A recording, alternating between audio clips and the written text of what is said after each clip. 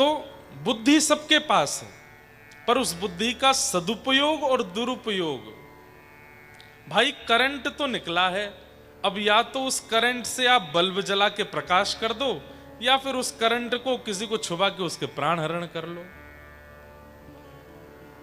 बुद्धि करंट के जैसी है, या तो केवल किसी को छुआ करके या किसी को देख करके उसका नाश कर दो, या फिर किसी सदु बल्ब को लेकर के उस पर वो करंट दे करके उसको प्रकाशित कर दो।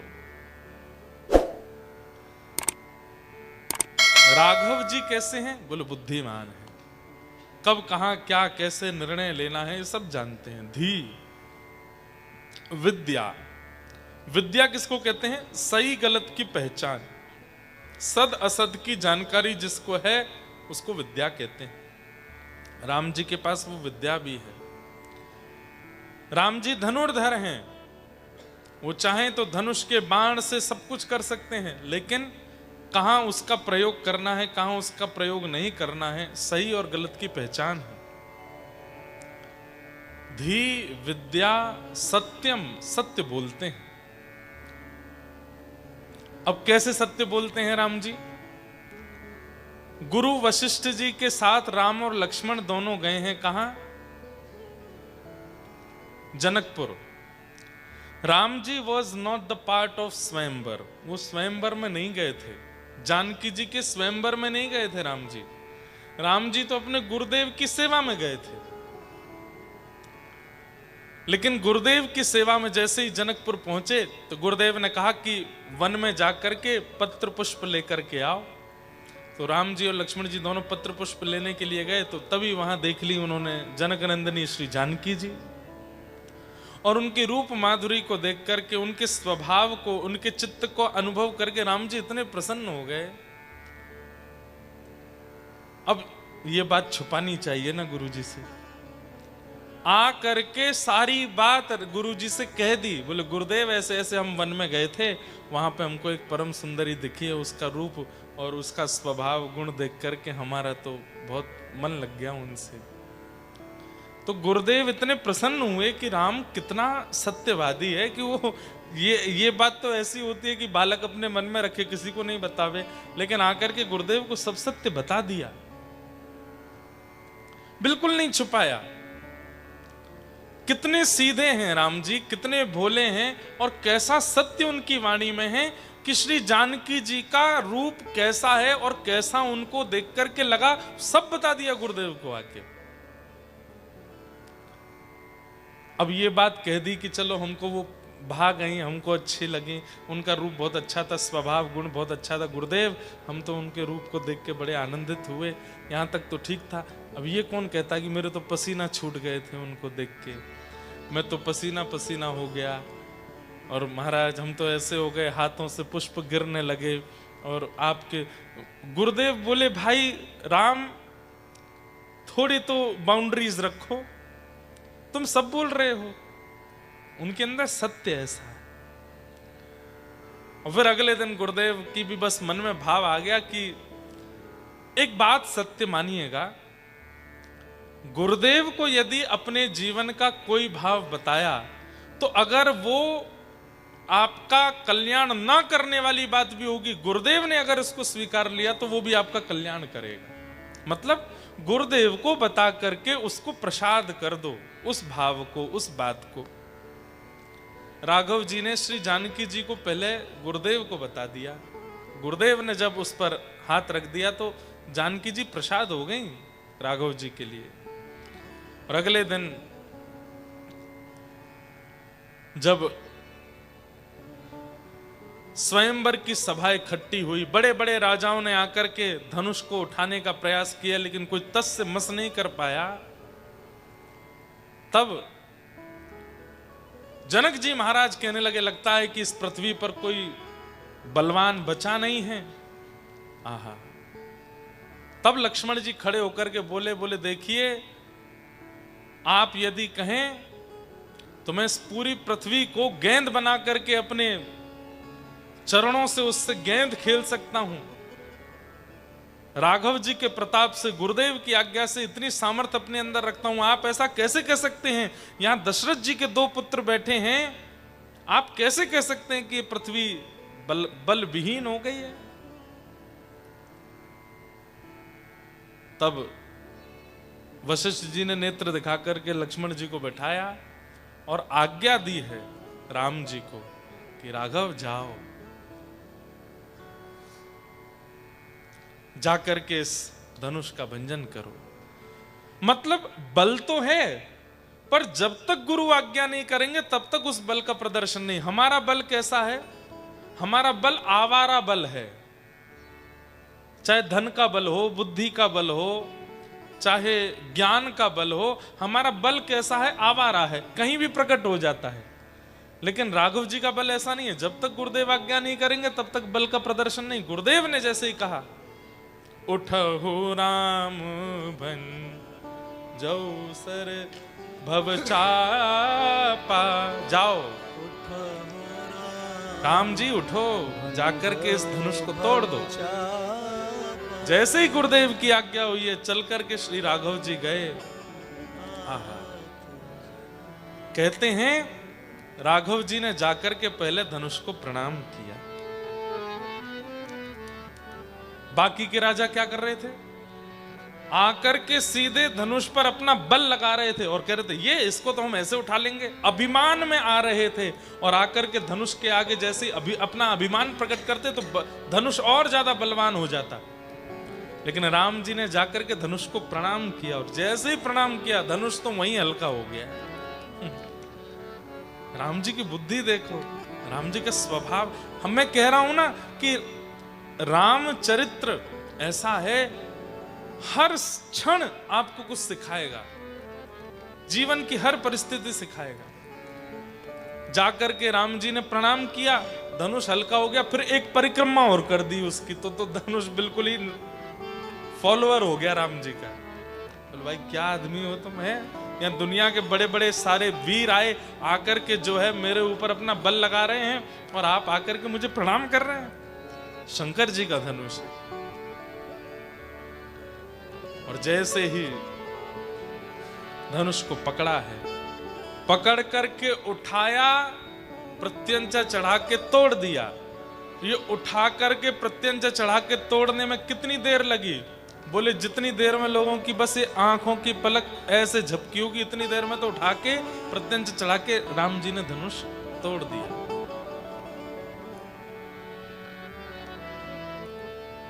को ना लखा रहे सब थाड़े, सब देखते रह गए, कोई देख नहीं पाया कब कब में धनुष तोड़ दी।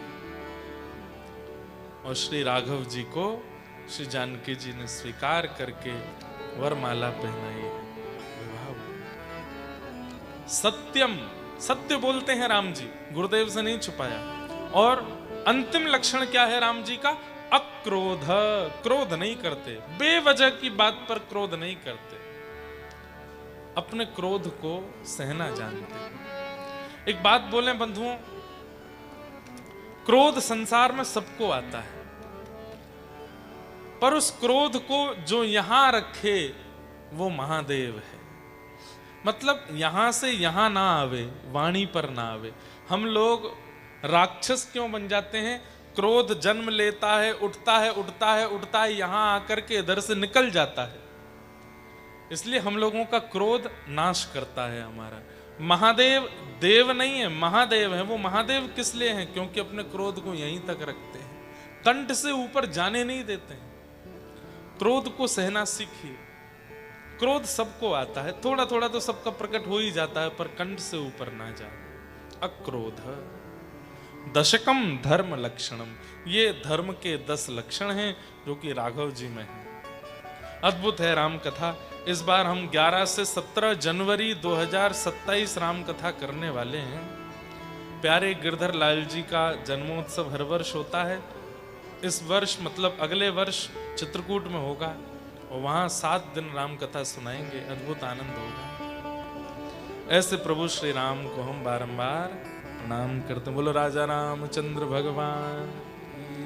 तो कल हम लोगों ने राम जी का प्रादुर्भाव सुना, वो 10 लक्षणों से आज तक चलते आए।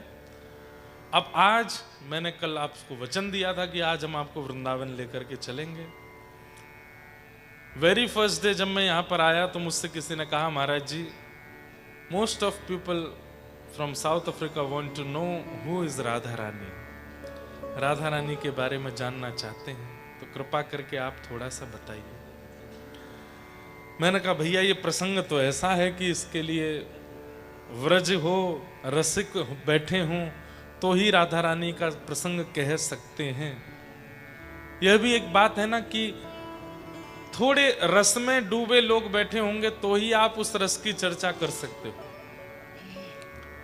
अब डायबिटिक लोगों के बीच में मैं रसगुल्ला गुलाब जामुन तो नहीं बनाऊंगा। Are you getting me? जो डायबिटिक होंगे, जिनको शुगर है, उनके सामने हलवाई रसगुल्ला गुलाब जामुन नहीं बनाता। क्यों? पहले से बेचारे डायबिटिक हैं, तुम बनाओगे तो और ज्यादा उनको खाने का मन होगा और शुगर हाई हो जाएगी, पधार जाएंगे। रसगुल्ला गुलाब जामुन तो उनके आगे बनाया जा सकता है जो स्वस्थ हैं। ऐसे ही श्री प्रिया जी यानी कि श्री राधा रानी के संदर्भ में कुछ वही कहा जा सकता है जिनको संसार की डायबिटिक ना हो, जो संसार के डायबिटिक शुगर से पीड़ित हैं। संसार की शुगर क्या है? माया। संसार की माया में जो फंसे हैं उनके आगे अगर मैं श्री राधा रानी की चर्चा करूंगा तो उनको समझ नहीं आएगा। इसलिए रसिक चाहिए, रसिकों के बीच में ही ये बात हो सकती है। तो बहुत कम किशोरी जी की चर्चा करता हूं, अन्यथा कहीं पर। लेकिन वो प्रश्न मेरे बार बार मन में आ रहा था कि बता दीजिए महाराज जी, राधा रानी के बारे में थोड़ा कह दीजिए। फिर आज मुझे फिर सुबह एक भजन की रिक्वेस्ट की गई कि आप वो वाला भजन सुन। मैंने कहा अब तो फिर राधा रानी बार बार 2-4 लोगों से आ गया कि राधा रानी बताइए, तो मुझे इस विषय में बोलना चाहिए। तो मैं बोलूंगा, मैं सुनाऊंगा, लेकिन I just want your concern कि आप लोग बहुत ध्यानपूर्वक सुनिएगा, एक एक शब्द सुनिएगा। कहीं कोई शब्द रह गया तो हो सकता है कि आप कुछ नहीं समझ पाओगे। इसलिए समझना बहुत जरूरी है। बहुत ध्यान से बैठिएगा सब लोग। पहले एक भाव गा लेते हैं, थोड़ा राधा रानी का माहौल बना लेते हैं। राम जी से सीधे राधा रानी के भाव में जा रहे हैं। वैसे हमारे ब्रज में एक संत थे, उनसे कोई बोल देता था जय श्री कृष्ण तो वो पत्थर उठा के मारते थे। कोई बोलता बाबा तुम जय श्री कृष्ण बोलते पे पत्थर मारते हो। कोई बोलता इनसे राधे राधे बोलो, राधे राधे बोलते तो वो डंडा मारते थे। बोले बाबा क्या चाहिए? बोले राम राम बोलो, राम राम। सब लोग बोले आप रहते वृंदावन में हो और बुलवाते राम राम हो, क्यों? बोले तुम जय श्री कृष्ण बोलते हो तो अकेला कृष्ण का नाम, राधे राधे बोलते हो तो अकेले राधा रानी का नाम, जब राम बोलते हो तो राम है राधा, माँ में माधव, दोनों आ जाते हैं, राम राम बोलो। तो उनकी बात क्या थी? बोले राम है राधा, माँ में माधव, राधा माधव का भी नाम भूल गया और अयोध्यापति राम का भी नाम भूल गया, तीनों नाम भूल जाते हैं, इसलिए राम राम बोलो। ऐसे एक बाबा हुए। तो कल अयोध्या की चर्चा हुई, आज वृंदावन की चर्चा, बरसाना की चर्चा होगी। उससे पहले एक बार श्री राधा रानी को हम लोग प्रणाम कर लें। ओ मीठे रस से भरोरी महारानी लागे, महारानी लागे, मोहे प्यारो प्यारो यमुना जीरो पानी लागे। मीठे रस से भरोरी महारानी लागे, महारानी लागे, मोहे प्यारो प्यारो यमुना जीरो पानी लागे। मीठे रस से भरोरी महारानी लागे, महारानी लागे, मोहे प्यारो प्यारो यमुना जीरो पानी लागे। मीठे रस से भरोरी महारानी लागे, महारानी लागे,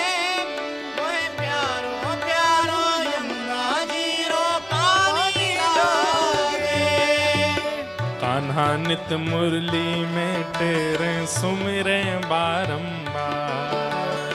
आनंद मुरली में तेरे सुमिरे बारंबार। हे कान्हा नित मुरली में तेरे सुमिरे बारंबार।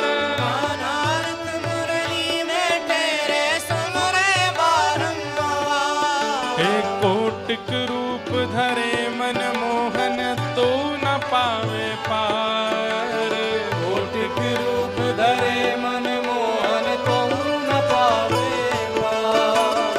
कोटिक रूप धरे मनमोहन तो न पावे पार। कोटिक रूप धरे मनमोहन तो न पावे पार। हे वृषभानु की किशोरी घनी प्यारी लागे, घनी प्यारी लागे। मोहे प्यारो प्यारो यमुना जीरो पानी लागे। ओ वृषभानु की किशोरी घनी प्यारी लागे, घनी प्यारी लागे। मोहे प्यारो प्यारो यमुना जीरो पानी लागे। हे मीठे रस से भरोरी महारानी लागे, महारानी लागे। मोहे प्यारो प्यारो यमुना जीरो पानी लागे। रस से भरोरी महारानी लागे, महारानी लागे। मोहे प्यारो प्यारो यमुना जीरो पानी लागे। श्री राधा रानी की रहो।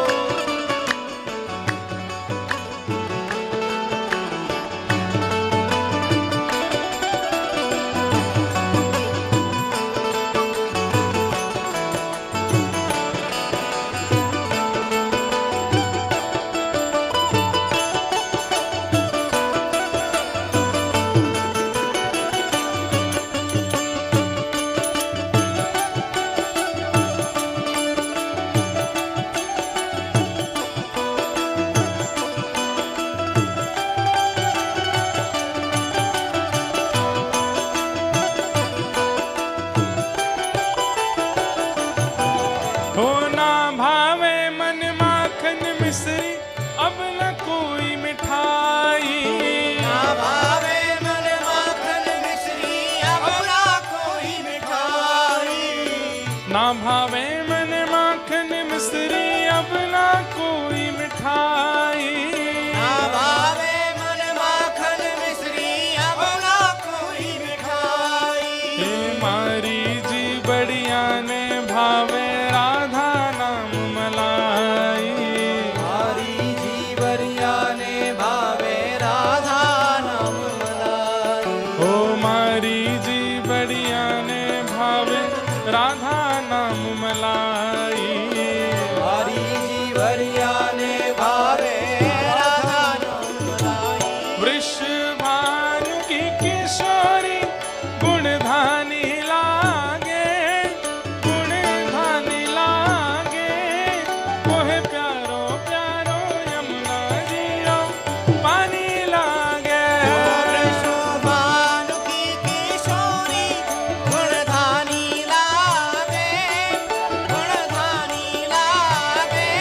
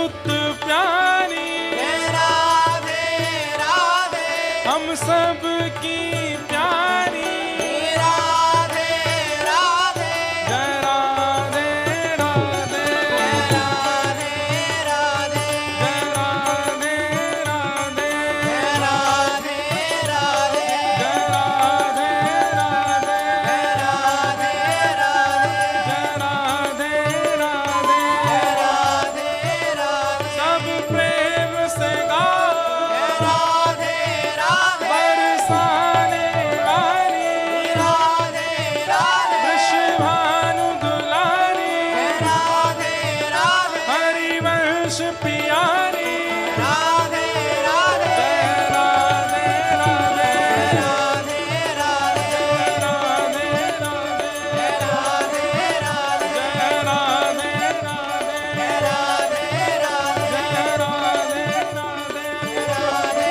जय राधे राधे, राधे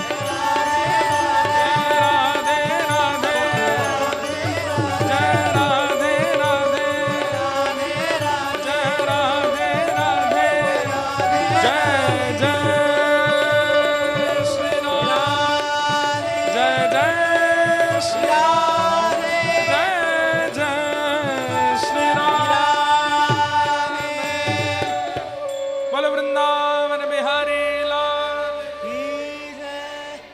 विराज जाओ, सब लोग बैठ जाओ।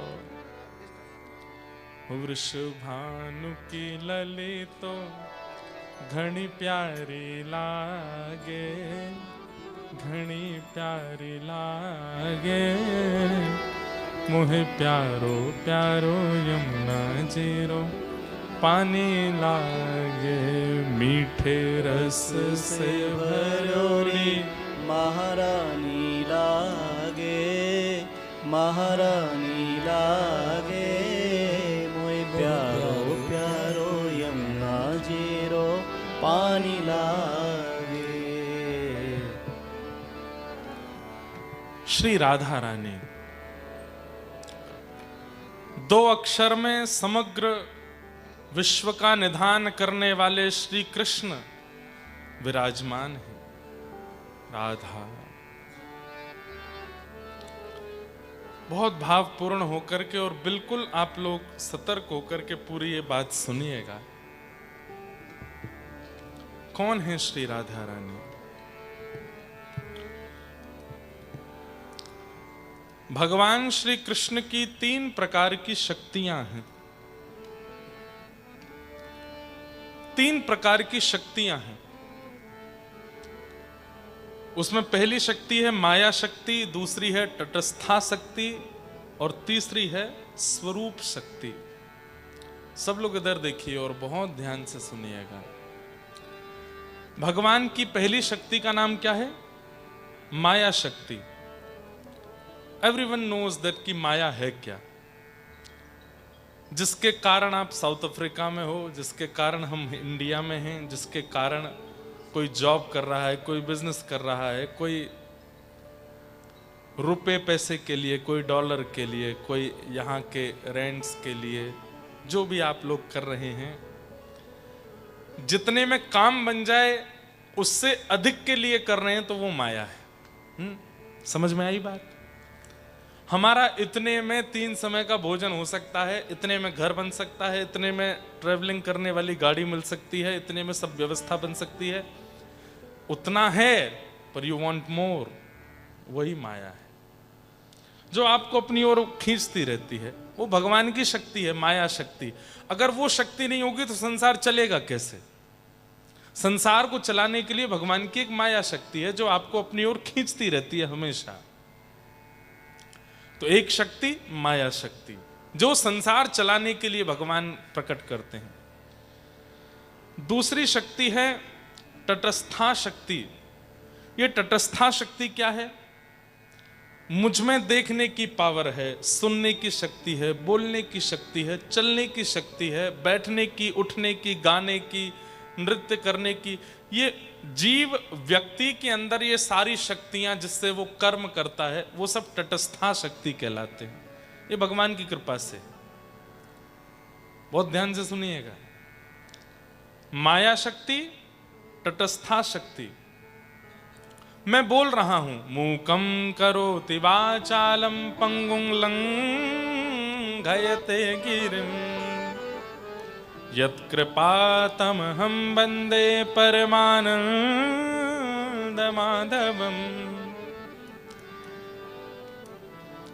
गूंगा बोल सकता है, बिना पैर वाला पर्वत लांघ सकता है। किसकी कृपा से? माधव की कृपा से। तो ये गूंगे को बोलने की शक्ति, बिना, हम सब एक समय पर लंगड़े ही थे। जब जन्म लिया था उसके बाद लंगड़े ही थे, नहीं चल पाते थे, नहीं उठ पाते थे, कुछ नहीं कर पाते थे। माता जी उठा के धर देती थी, माता जी उठा के इधर उधर घुमाती थी, लेकिन धीरे धीरे चलने की शक्ति आ गई। आज बड़े बड़े पर्वत पार कर लेते हैं हम। एक समय पे हम सब गूंगे थे, बोलना नहीं आता था। आज दुनिया शांत हो जाती है हमारी बोली के आगे। एक समय रोते थे तो मां कहती थी बेटा शांत हो जा, बच्चा शांत हो जा, नहीं मानते थे। आज 2 मिनट में मान जाते हैं। तो ये सारी शक्तियां हमारे अंदर इनबिल्ड जो होती हैं वो तटस्था शक्ति कहलाती है। और तीसरी शक्ति भगवान की होती है स्वरूप शक्ति। स्वरूप शक्ति, और इस स्वरूप शक्ति के भी 3 रूप हैं।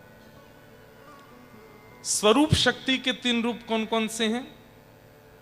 संघिनी, संवित और आह्लादनी। इसमें संघिनी शक्ति कौन सी है? धाम, जैसे कि वृंदावन। वृंदावन भी श्री कृष्ण का स्वरूप है, द्वारिका भी श्री कृष्ण का स्वरूप है, जगन्नाथ भी श्री कृष्ण का स्वरूप है, बद्रीनाथ धाम भी श्री कृष्ण का स्वरूप है। वहां मंदिर में भगवान जो बैठे हैं वो बाद की बात है। आप धाम में पहुंच गए, इसका मतलब कृष्ण आपको मिल गए, कृष्ण से आप मिल लिए। आप वृंदावन गए लेकिन बहुत भीड़ थी, बिहारी जी का दर्शन नहीं कर पाए, लेकिन आप वृंदावन पहुंच गए तो वृंदावन पहुंचने से कृष्ण के दर्शन हो गए, क्योंकि धाम भी ठाकुर जी का ही रूप है, वृंदावन। तो भगवान की स्वरूप शक्ति में जो 3 स्वरूप हैं उनमें पहला है संघिनी स्वरूप, यानी कि धाम, भगवान का धाम। तीसरा स्वरूप है संवित शक्ति, जो कि है ज्ञान। अभी हम लोग डरबन में बैठे हैं, साउथ अफ्रीका में बैठे हैं, लेकिन कथा सुनते सुनते सुनते सुनते सुनते अचानक से आप भूल जाते हो कि ये साउथ अफ्रीका है, अचानक से भूल जाते हो कि डरबन है। अभी हम लोग नाच रहे थे मीठे रस से भरोरी राधा रानी लागे, तो ऐसा लगने लगा कि हम कहीं यमुना जी के तट पर व्रजमंडल में तो नहीं हैं। भगवान का दूसरा स्वरूप शक्ति क्या है? कथा, ज्ञान, जिसके वजह से आपको ठाकुर जी का अनुभव होने लग जाता है, ठाकुर जी का दर्शन होने लग जाता है। तो ये भगवान की ज्ञान रूप, ज्ञान शक्ति। तो संवित, संघिनी और तीसरी है आह्लादनी। ये 3 प्रकार की स्वरूप शक्तियों में संवित जो है वो धाम है, संघिनी जो है वो कथा है, और आह्लादनी जो है वो राधा रानी है। अब राधा रानी कैसे हैं ये सुनो। आह्लाद किसको कहते हैं?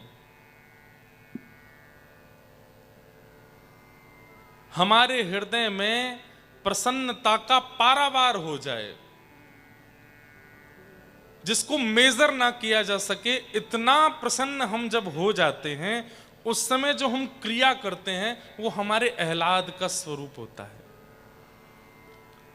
जैसे मान लीजिए कि कोई चाहता था कि उसको 5 करोड़ रुपए मिल जाएं, अचानक से फोन आता है कि भाई तुम्हारे अकाउंट में 5 करोड़ रुपए आ गए।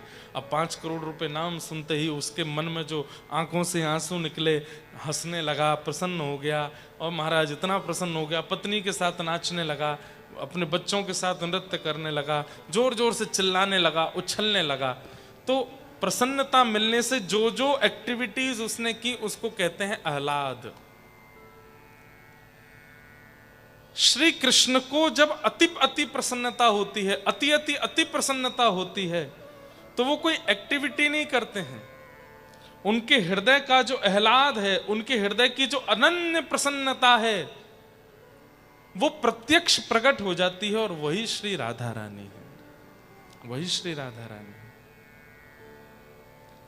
और कब हुआ था ये अनन्य आह्लाद प्रकट? 2-4 कथाएं आती हैं श्री राधा रानी के प्राकट्य की। एक तो कथा ऐसी है कि वृषभानु जी ने बहुत तपस्या की और तप करके ठाकुर जी से बस एक ही प्रार्थना की कि नाथ आप हमारे यहां संतान रूप में प्रकट हो जाइए। भगवान ने आज्ञा देकर के कहा कि बाबा, हम तो ऑलरेडी नंद यशोदा को आज्ञा दे चुके हैं कि हम उनके यहाँ कृष्ण बन के आने वाले हैं। देवकी वसुदेव को पहले ही भगवान कह चुके हैं कि हम उनके यहाँ कृष्ण बन के आने वाले। एक ही समय पर 2 जगह कैसे अवतार लें? तब ठाकुर जी से कहा कि नहीं नहीं नाथ, कुछ तो कृपा करो।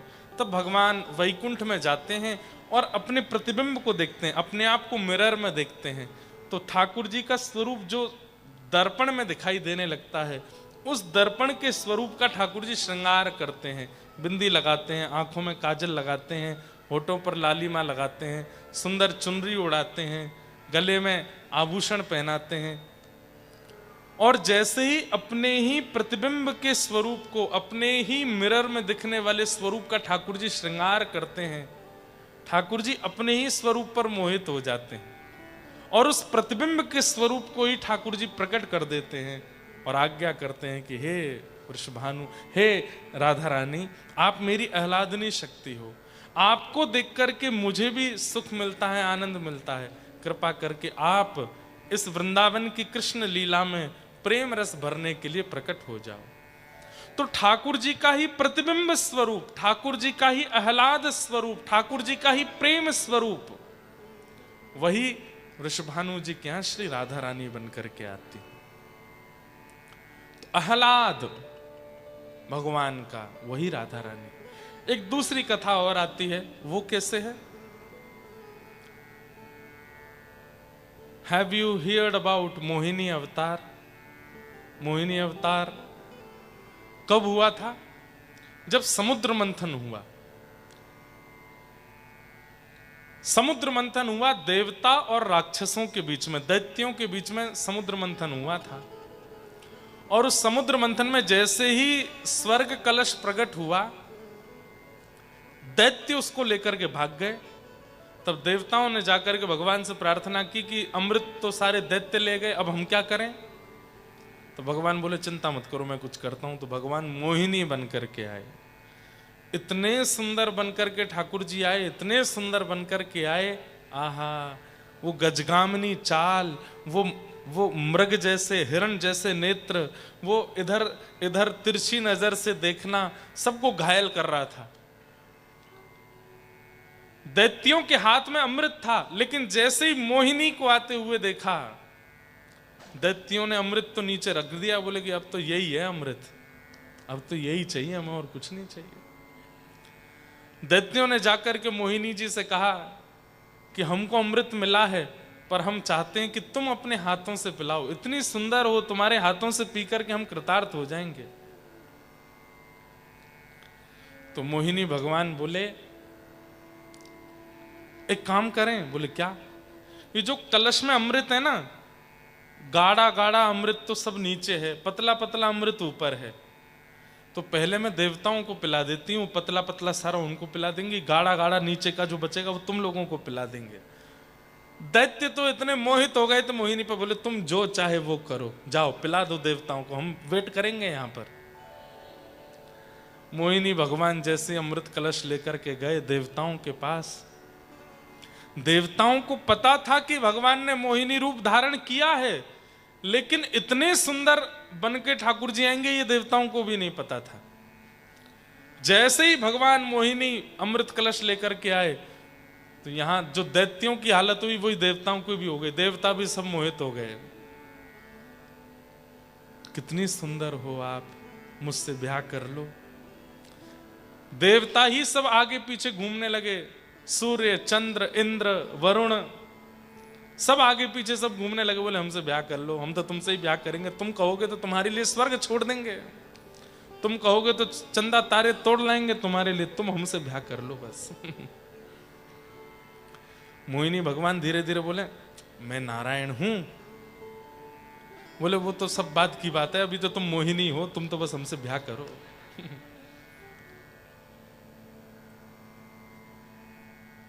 सब मोहित हो गए। अरे देवादिदेव महादेव शंकर भगवान, ये कथा मैंने कभी कही थी तो लोग बागों को लगा कि महाराज जी ऐसा शंकर जी के लिए कैसे बोल सकते हैं। अरे शिव सदा नारायण की स्मृति में रहते हैं, सदा नारायण को प्राप्त करने में रहते हैं।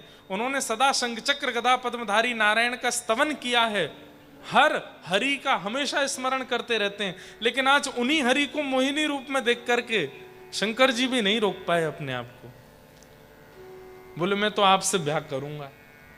मोहिनी बोले मैं हूं हरि। बोले फिर तो 100% ब्याह करूंगा।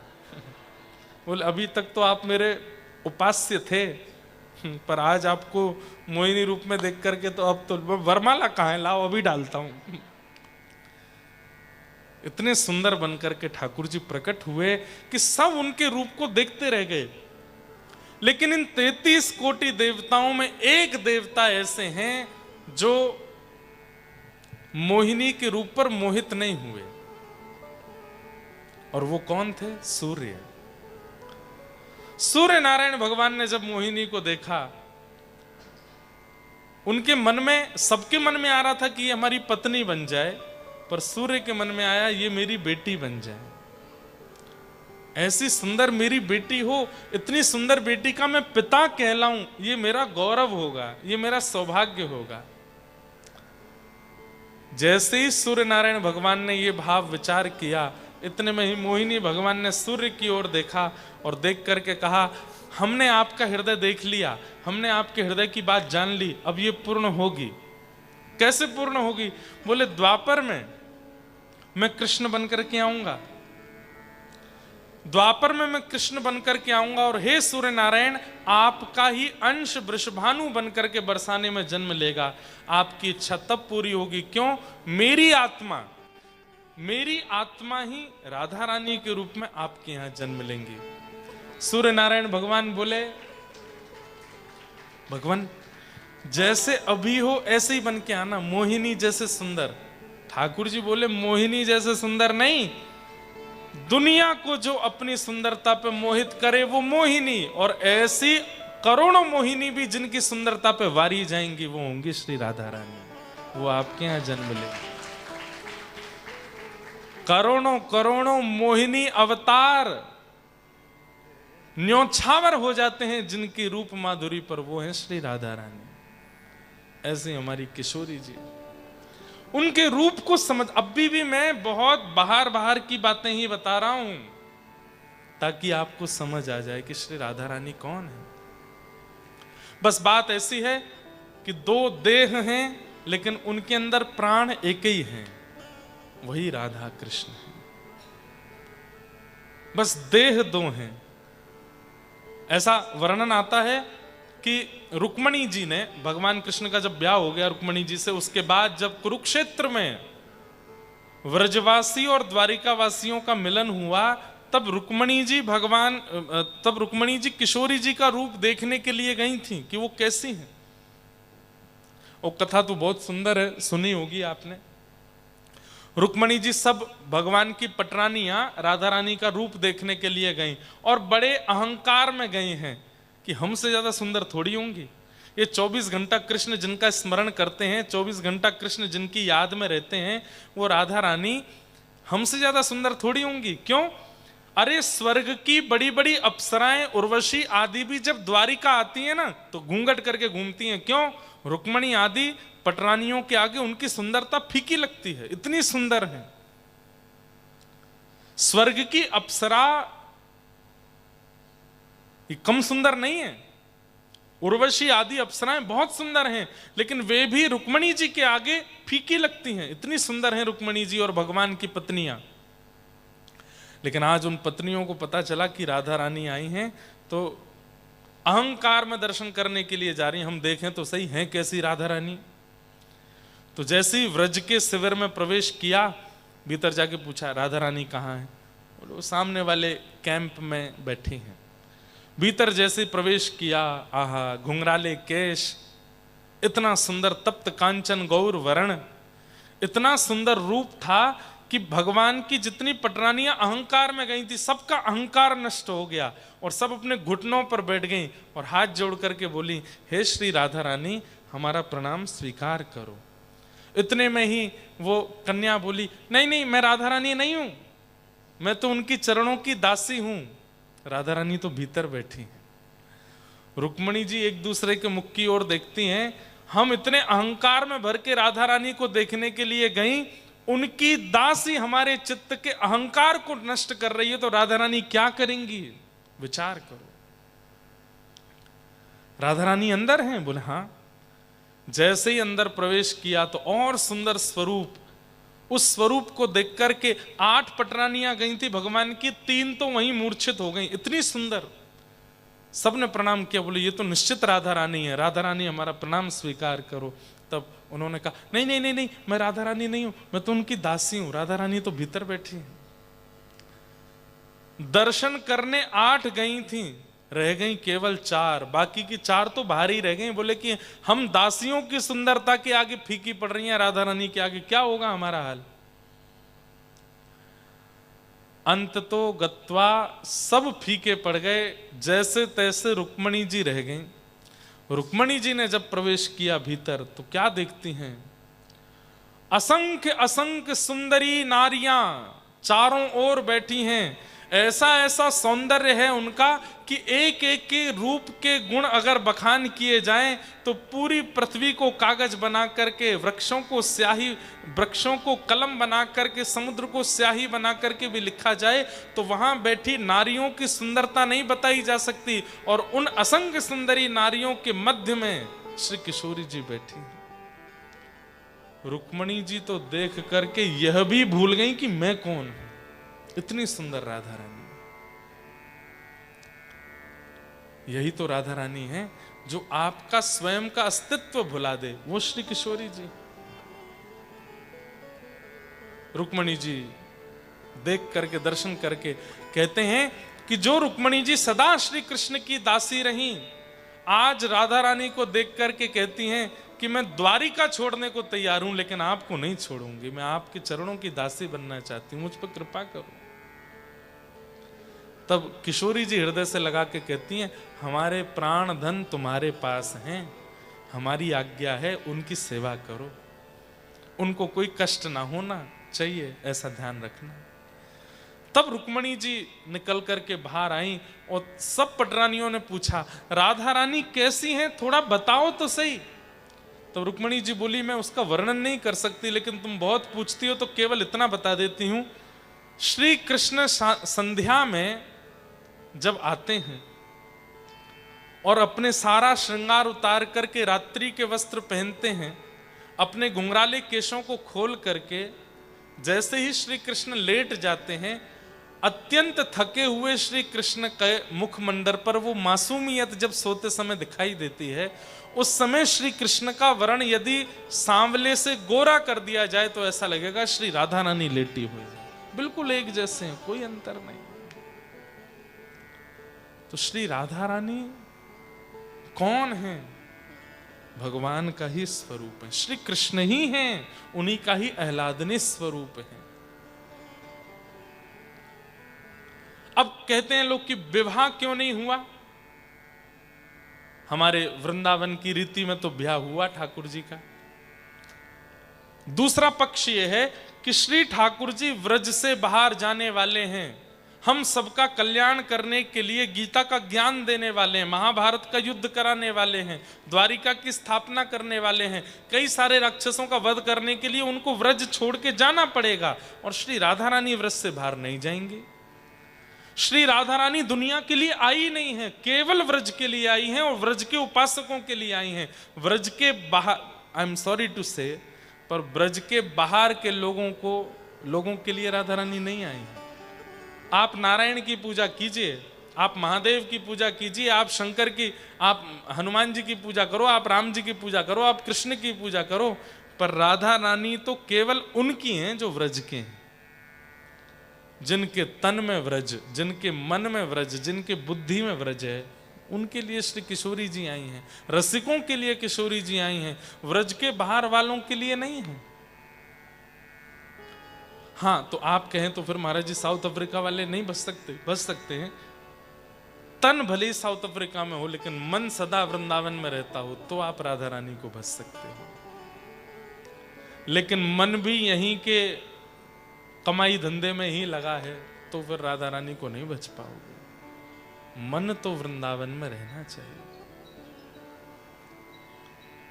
ऐसी श्री राधा रानी। तो ठाकुर जी को बाहर जाना है लीला करने के लिए, और किशोरी जी नहीं जाएंगी व्रत छोड़ के। और किशोरी जी के लिए अगर ठाकुर जी भी नहीं गए, तो जिस उद्देश्य से श्री कृष्ण पृथ्वी पर आए वो उद्देश्य पूर्ण नहीं हो पाएगा। इसलिए भी श्री कृष्ण को जाना पड़ा। लेकिन श्री कृष्ण के भी दो रूप हैं, एक देवकी नंदन है, एक नंद नंदन है। अब ये बहुत सारा कॉम्प्लिकेशन है, इसके लिए मुझे 3-4 दिन कथा करनी पड़ेगी, लेकिन मैं बस शॉर्ट में इंफॉर्मेशन दे देता हूं। नंद नंदन कृष्ण कौन है?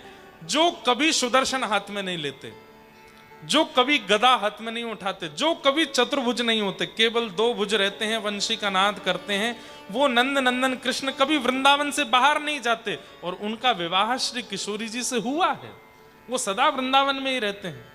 वृंदावन में आपको कोई भी मंदिर चतुर्भुज भगवान का नहीं मिलेगा, सारे 2 भुज भगवान और केवल वंशी बजा रहे हैं। मतलब वहां प्रभाव नहीं है ठाकुर जी का, वहां ऐश्वर्य नहीं है ठाकुर जी का, वहां केवल प्रेम है। उन प्रेमी कृष्ण का विवाह किशोरी जी से हुआ है, बांडीर वन में ब्रह्मा जी ने कराया। लेकिन देवकी नंदन कृष्ण जो मथुरा जाते हैं, हस्तिनापुर जाते हैं, द्वारिका जाते हैं, महाभारत का युद्ध आदि सब कराते हैं, उन देवकी नंदन कृष्ण का विवाह रुक्मिणी जी से हुआ है। आप कहोगे Maharaj ji, is there 2 Krishna? They are not 2 Krishna. आप मिट्टी के कण गिन सकते हो, लेकिन कृष्ण को नहीं गिन पाओगे, इतने कृष्ण हैं। ये पूरा ब्रह्मांड कृष्ण में है, सब जगह कृष्ण है। लेकिन प्रभाव के कृष्ण और स्वभाव के कृष्ण ये 2 हैं। जैसे कि अभी मैं व्यासपीठ पर बैठा हूं, यहां पर बैठकर के मैं कथा कर रहा हूं, यहां मेरे प्रभाव ज्यादा है। ये गुरु जी हैं, महाराज जी हैं, इंद्रेश जी हैं, व्यास जी हैं, इनको प्रणाम करो। पर मैं जब अपने घर पर हूं, अपने माता पिता परिवारी जनों के साथ में हूं, वहां मैं स्वभाव का इंद्रेश हूं, वहां मैं प्रभाव का नहीं हूं। ऐसे ही ठाकुर जी के भी 2 रूप हैं, प्रभाव के श्री कृष्ण और स्वभाव के श्री कृष्ण। स्वभाव वाले वृंदावन में रहते हैं, प्रभाव वाले पूरी दुनिया में भ्रमण करते हैं। प्रभाव वालों से विवाह रुक्मिणी जी का होता है, स्वभाव वालों से विवाह श्री राधा रानी का होता है। अब हम क्या जानते हैं? प्रभाव वाले कृष्ण को जानते हैं और वृंदावन की राधा रानी को जानते हैं, स्वभाव वाले कृष्ण को नहीं जानते। तो ये प्रश्न मन में आता रहता है कि राधा रानी का ठाकुर जी से ब्याह क्यों नहीं हुआ? हुआ है, वृंदावन में हुआ है। वृंदावन में दोनों रमण करते हैं, विहार करते हैं। तो इस प्रकार से भगवान की आह्लादनीय शक्ति ही श्री राधा रानी के रूप में प्रकट हुई। सूर्य वंश में राधा रानी का प्रादुर्भाव हुआ। तो एक राजा हुए बरसाने के, उनका नाम था धर्मधीर। उनके कोई संतान नहीं थी, तो उन्होंने गिरिराज जी में आकर के चकलेश्वर महादेव की खूब आराधना की और उनसे कहा कि क्या मेरा वंश यहीं रुक जाएगा? तब महादेव ने प्रकट होकर के अश्रु बिंदुओं से बिल्कुल भावुक चित्त से कहा, चिंता मत करो, धैर्य रखो, तुम्हारे परिवार में वंश भी बढ़ेगा और ऐसा अद्भुत ठाकुर जी का रूप प्रकट होगा कि जिसको एक समय पर पूरा विश्व भजेगा, बस प्रतीक्षा करो। तब धर्मधीर जी के पुत्र हुए महीभान, और महीभान जी के पुत्र हुए वृषभान। वृषभानु जी नंद बाबा के मित्र हैं। सब लोग ध्यान से सुनना, नंद बाबा और वृषभानु जी ये दोनों सब चीजों में धैर्यवंत हैं। सब चीजों में धैर्यवंत हैं, धन में धैर्यवंत हैं, परिवार में धैर्यवंत हैं, समाज में धैर्यवंत हैं, लेकिन एक चीज में इनके चित्त में बिल्कुल धैर्य नहीं है। क्या? ना इनके कोई संतान है ना उनके कोई संतान है, दोनों ही संतान विहीन है, संतान नहीं है। तो दोनों नंद बाबा और वृषभानु जी दोनों एक साथ जाते हैं यमुना जी, और एक साथ यमुना जी में गोते लगाते हुए कहते हैं, हे यमुना मैया, आप कृपा करके हमको संतान देना। तब नंद बाबा कहते हैं, वो इनको लाला दियो मोको लाली दियो। तब भानु बाबा कहते हैं, नहीं नहीं, इनको लाला देना, मुझको लाली देना।